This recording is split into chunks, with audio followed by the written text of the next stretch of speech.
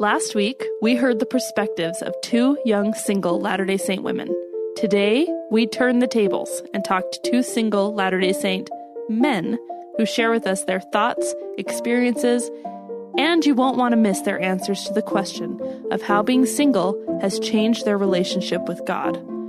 I'm Erin Hallstrom, and this is All In, an LDS Living podcast where we ask the question, what does it really mean to be all in the gospel of Jesus Christ?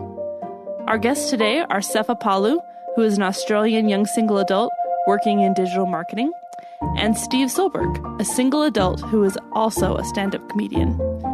Both are men you may recognize from participating in LDS Living videos over the last year. Sefa and Steve, welcome. Glad to be here. Yeah, thank you for having us. So I'm going to start with a softball question. Why aren't you married? Oh, classic. How long have you got? How long have you got? Isn't this podcast Is there supposed to be something now? wrong? Sefa, do you know? So many reasons. I am well aware. Yeah. Well aware of. I've taken inventory. I do this probably every 3 months of what's Don't we wrong all? with me. That's awesome. Oh, man. The tears. Okay, so The tears and the crying. can I just say clearly that's a joke question? I mean, Is it though? if you want to answer it for real. it is a joke, and we've done that before, right? We did the video of Yeah. why are you still single? Yeah. And as funny as we joke about it, like I still think of it, like all the time, Yeah. like where you say, yeah, there's times where I go, why am I still single? Because you do want to figure it out. Like, do I have a blind spot that no one's told me about? Yeah. This is like there's got to be a puzzle piece that I'm missing that's super important. Mm-hmm. Oh, I sometimes think that. I know that's false thinking, just if you're sitting at home, because I don't think there is like... a missing ingredient. I mean, I'm sure there's things that you can improve on, but that's not going to stop when you get married. It's not like, oh, now you did it. Like, it's not the pinnacle, right? Okay, first question. Although that one worked really well, and you guys still answered it, so thank you. What does it look like to be a single man in the church in 2019? I don't get the question, to be honest. What do you mean? What does it look like? From my perspective, I mean, like, what's your experience? Is it? I don't want to put words in your mouth. Is it alienating? Is it a positive experience? Do you feel supported? I think with adding the year to it, I think there is more single men in the church now than there's ever been. I know that people talk a lot about how many single men are dropping out of the church, especially as they get older. And interestingly enough, like my community of friends that I've had, but maybe it's just because of who I associate with, haven't left. But a lot of the friends that I have who are girls have left. Interesting. That's interesting. Which I think is contrary to the numbers, actually. So it could just be my personal experience. I mean, I feel as supported as I've ever felt in the church, though. I don't feel like an abandoned group. I went through a moment where I felt that way. And if I'm like super honest, if ever the little inklings of maybe the church isn't for you, it came during that time when I felt unsupported. And I was like, yeah, we've been forgotten about.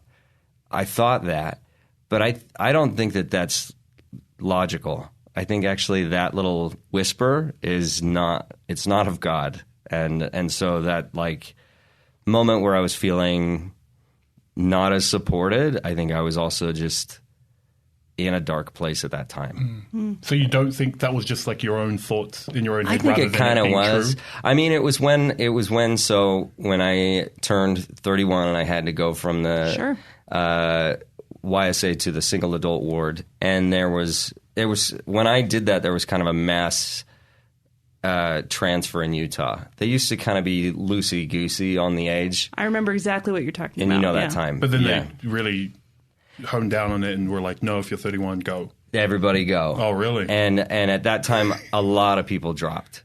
And it was like, wow. Because you just felt, because you go to the single adult ward where previously nobody had been going. And it sort of was like, I remember the person who opened the door for me at the single adult ward looked like my mom. Oh, wow. And she was like, welcome, and was super happy to see me. And like, I thought, am I supposed to... Giving you a program. It's like, yeah, welcome. I'm your mom and your date. Like, I was so scared. And I felt like I screwed up somewhere. Full disclosure, I don't know if I've mentioned this yet on this podcast, but I'm single. And so I have that connection point too. And I still remember the first time I went to a dance. And a single adult dance? A single adult dance. Mm-hmm. And I actually at the time was a young single adult, but I was home for a Christmas break or something. My friend's like, let's go to this single adult dance. And I went, and I'm not joking, but literally people that taught me in primary were there. That's a little disturbing, isn't it? It feels wrong. But at the same time, I also feel guilty about feeling, especially now that I'm a little bit older. Yeah. I think, oh, wait, but they're people too. But it does. There's this jarring sense of belonging and experience that brings out. But like, I feel like my experience is the opposite with that. Like, and maybe that's naive of me because I'm not yet single adult. I was going to say it could be an age difference. But with me, I'm almost kind of excited because I'm like, oh, well, still have all my hair. I have all my teeth. I'm going to be the hot new thing in single adult. If it gets to that point, right. I'm like, I cannot wait to be doted on. You're right. You're absolutely. I don't mean to laugh as if that's not true. Because Sefa, I believe it's true. I believe it. Yeah. That's just me. Do both of you attend singles wards or are any of you in neighborhood wards? I'm in a singles ward. Okay. I'm in a singles ward. Is that what they're called now? Neighborhood wards? That's what I call it. Okay. I like it. But I feel like, actually, this is just my personal soapbox. I feel like calling it a family ward is not actually what it is. It's a ward that anyone who lives in that neighborhood belongs to. Yeah. I can see that. And so sometimes I think words make a difference. Yeah. Not sometimes. I do think words make a difference. So. Yeah. And I don't know if my reasoning is wrong for not going to a neighborhood ward. Good catch.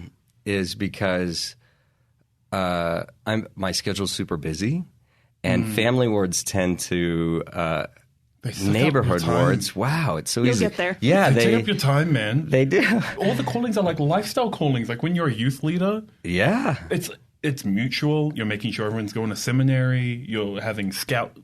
I will say though, you know what I mean. It's some of the most fulfilling experiences I've had in church service have been because of that. Oh, 100%. But at the same time, like everyone, and the thing that's beautiful is that we have these options and we get to choose what fits for our spirit, our life, and our experience and your schedule.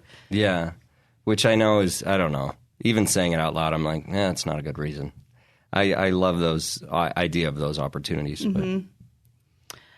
So what would your response be to those people who say if you are single and over a certain age, you just aren't making an effort? You might have a point, if I'm being honest. That's fair. My own personal experience, I'm like, to be honest, like, would I rather spend my time doing X, Y, and Z? Like, the past couple of years, I went to school. I went to BYU, Idaho. I graduated without getting married there. I didn't really date, not much. Oh, that's a lie. I had relationships, but it wasn't like 3 dates this week with 3 different women. And I was like, I'm not about that. Mm-hmm. Wasn't about that. I was about more, the relationship part was fine. It was just the dating part. That's not a hobby to me. It's not the same as I feel like sometimes it becomes synonymous with, go on a date tonight. It's almost the same as go bowling tonight. They're not the same. Like, dating isn't an activity to me. Well, is the sheer number of actual dates equal effort always? No, and that's the thing. That's a good question. No. I'm going to say no. I felt like that was a very, honest answer to be like, yeah, maybe not. The whole Joseph Smith kernel of truth when someone gives you criticism. I think my immediate response would be like, I don't know, I'm trying pretty hard. Yeah. But yeah, I'm sure there's some place that I can improve on. Mm-hmm. I mean, that is revealed to me all the time on areas where I can improve. And can't we all? Yeah, I agree. I agree with that. I think everybody can, but when it comes to those moments, though, are you more confronting of those sorts of questions to yourself, or are you honest with yourself but then not with everyone else? Like, what's the process for you? For me, I'm kind of like an open book. Yeah. I have no filter, but with you, I know what it's great. like for everyone. I'm like, oh, you're not putting in effort. I'm like, oh, you are right. I think I'm more reserved than you are for sure, but yeah, I mean, I try to be authentic and go, yeah if I can improve here or whatever. At least that's only a new thing for me, though. I just am more eager to make mistakes now because I'm like more accepting of that and more realizing like, oh, good. I can make mistakes, and honestly, the right girl, I am of the mindset now that I am not going to make a mistake with the right girl that she's not going to be able to forgive. So I'm looking for someone who's very forgiving and empathetic. And I've definitely already burned some bridges with that idea. So in your experience, are men treated too harshly? Or do you think more blame is landed at your feet?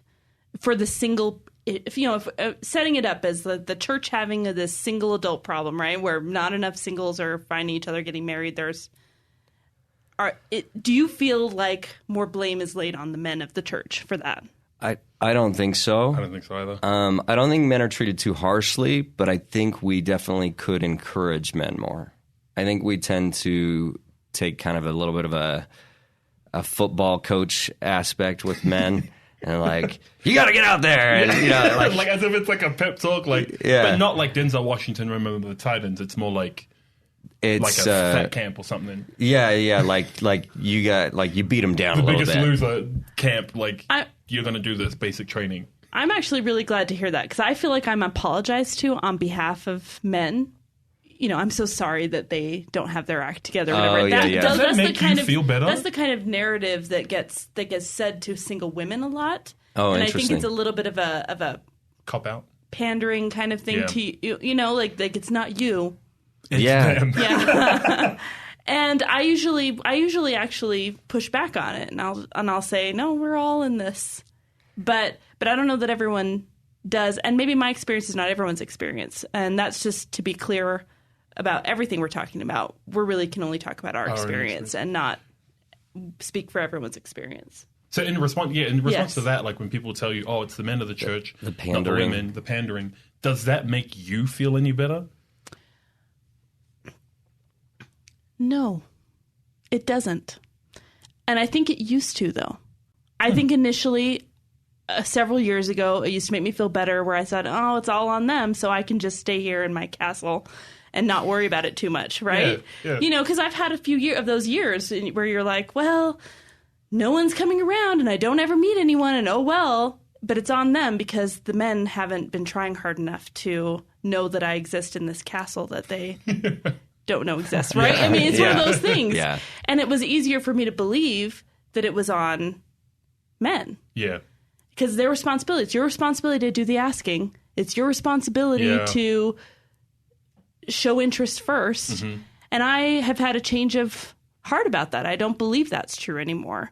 I think we are actually equally responsible for interest and showing interest. And women have to be places where they can actually meet people in order to feel... I mean, the problem is that we all have heard these narratives. And I'm going to go on the soapbox and maybe we can cut some of this. I don't know. But we all have these narratives that we've heard. And maybe you guys have heard this too, where so-and-so's person just evaporated, or not evaporated. What's the opposite of evaporated? Materialized next to them, and the sun shone down, and it was the person. And it just will happen when it happens. So all you have to do is just wait, because that's what... I mean...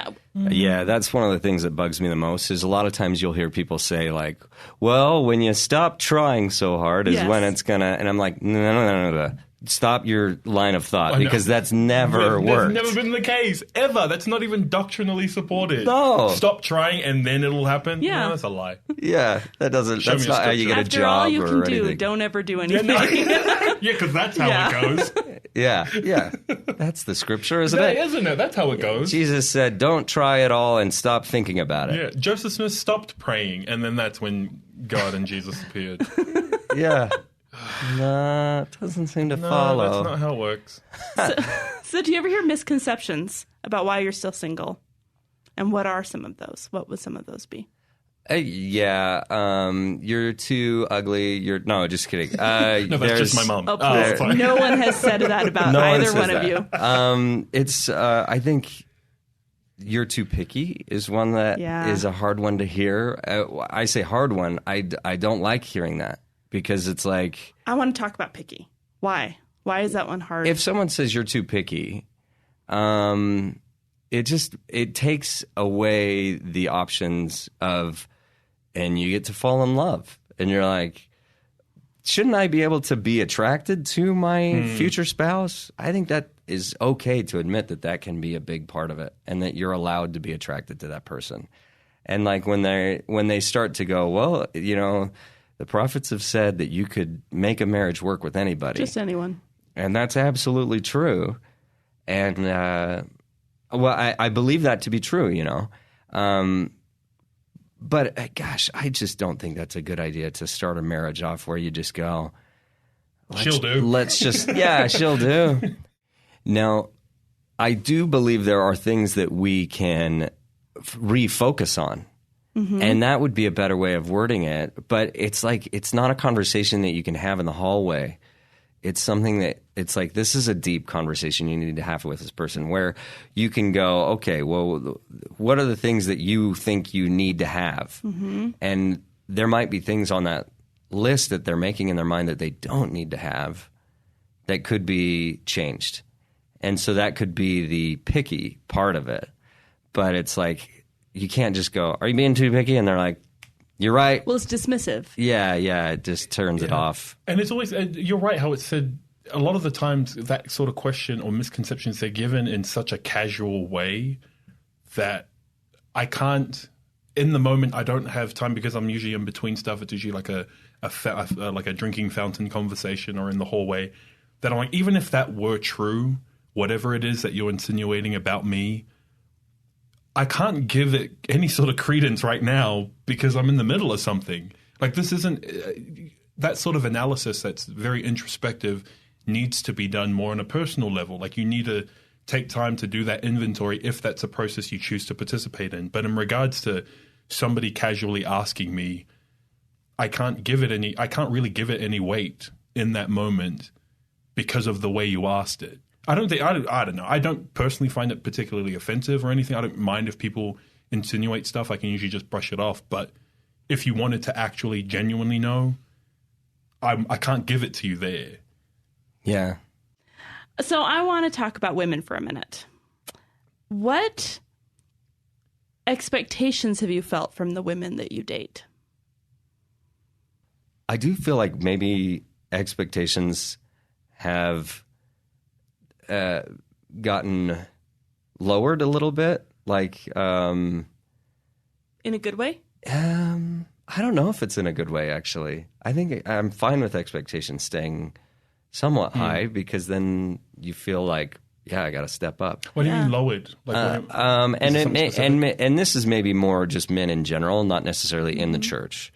I think just in general, we're just kind of like men are kind of. It's like the sitcom thing. Where we had sitcoms 10 years ago that where the man is the dope, right?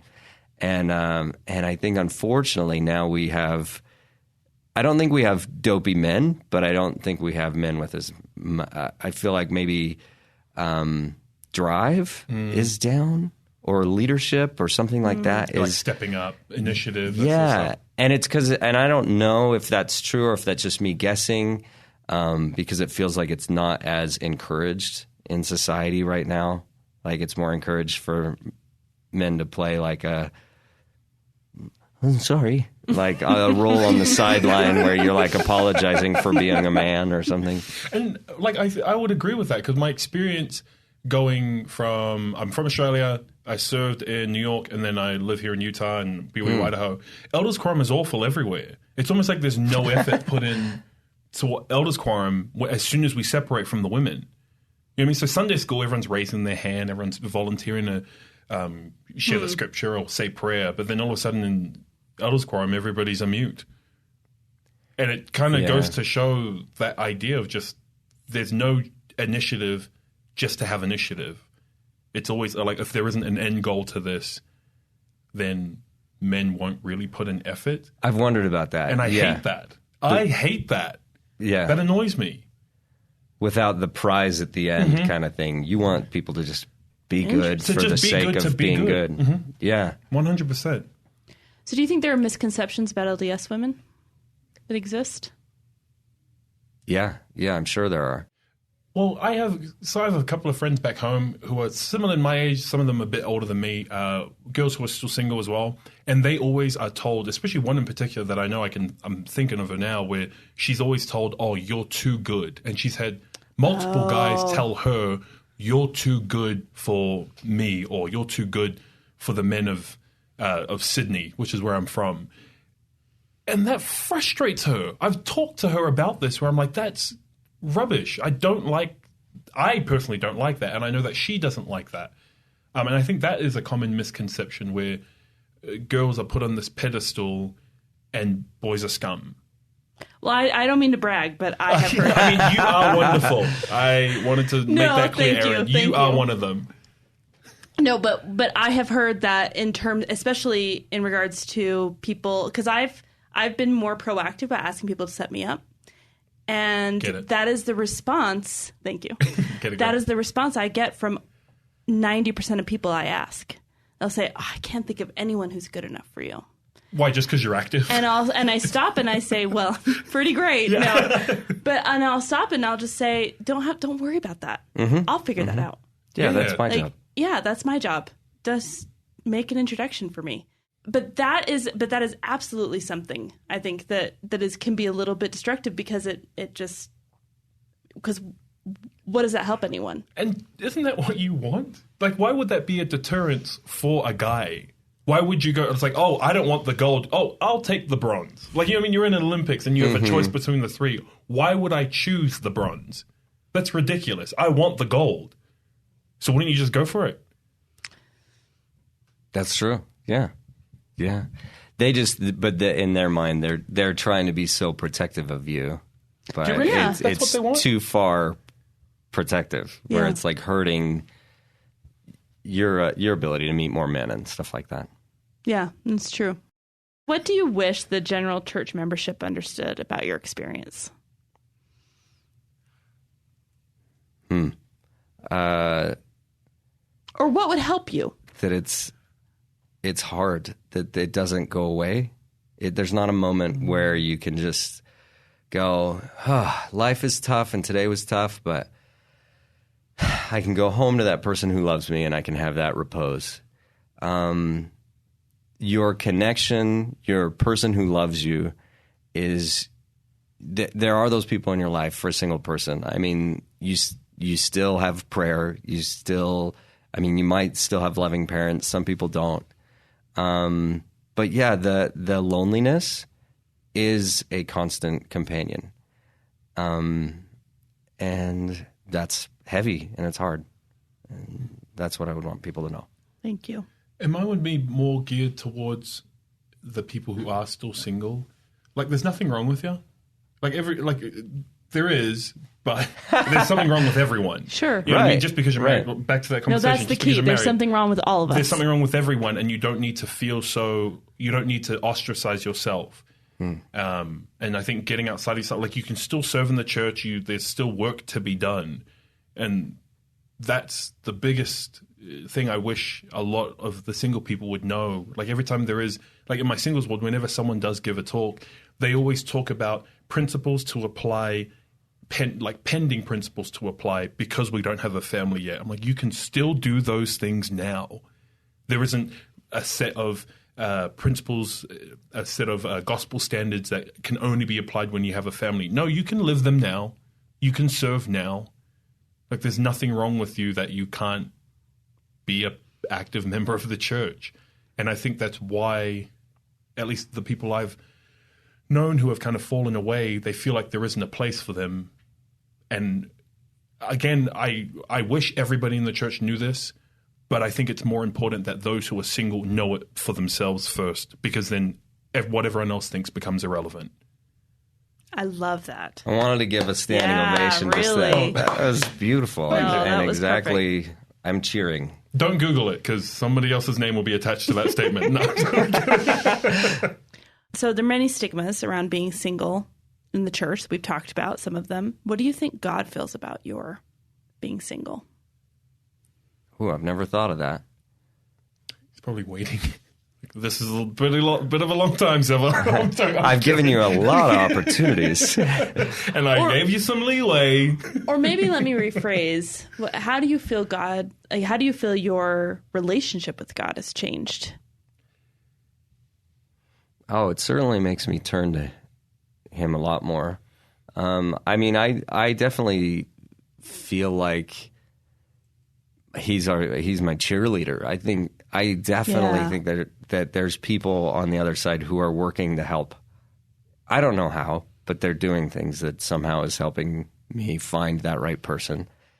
And it sure is a motivator. I don't know why, but it helps get me on my knees a lot more.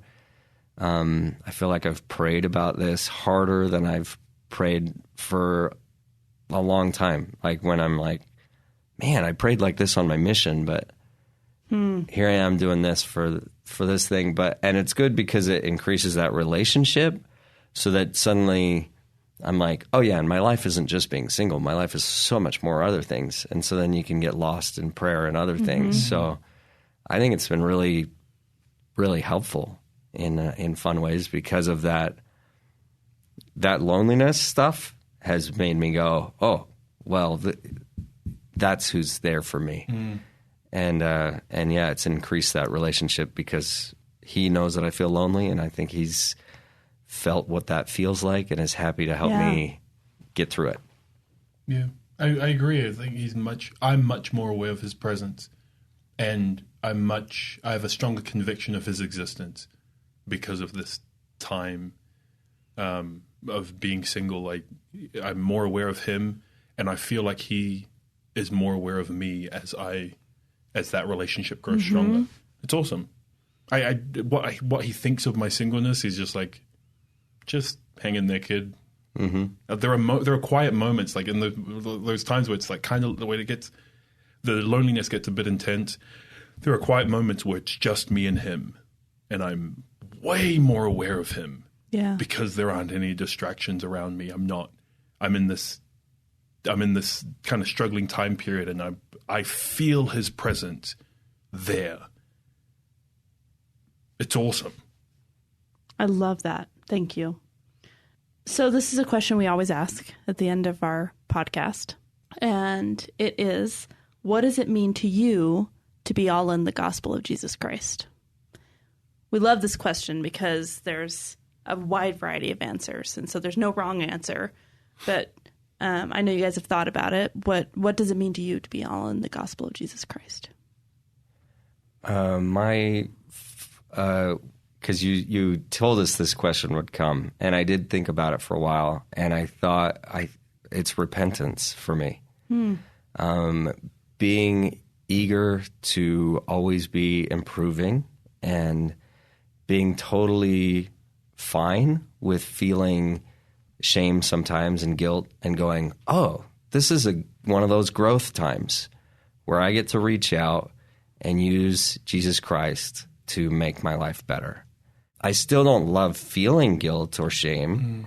But I don't view them as bad things. I think I've heard a lot of people say, they'll say like toxic guilt or whatever. And it's like, I think that's because you're not using the next part, which is Jesus Christ. Yeah. And for me, all in means that I am using Christ as my Savior all the time. And it makes it awesome, because then suddenly when I go with my attitude of I can't really make too many mistakes, I am going to make mistakes, but that's okay. It's all covered. And so I'm just eager to make mistakes and eager to repent. And that's my all in. Thank you. Sefa? And mine is, mine's about being in the right place at the right time. I find that my motivation sometimes is fleeting. If I'm going off of just my feeling, I'm like, oh, there are times where you wake up, I don't want to go to church, or there are times where I don't want to fulfill my calling. I don't want to do X, Y, and Z, whatever it is that God requires of us, but just show up. And maybe that's the bare minimum for some people, but for me, I'm like, just being at the right place at the right time when he expects you. If your church is at 10:30, you will be there at 10:30 because that's where he wants you to be. Thank you. Thank you both so much. I feel like I have learned a lot, and I also feel like I have been through a therapy session, so I appreciate that. And I'm grateful to you both for being so vulnerable and open and for allowing us to chat today. So thanks. Thank you. Thanks to all of you for listening, and thanks again to Sefa and Steve.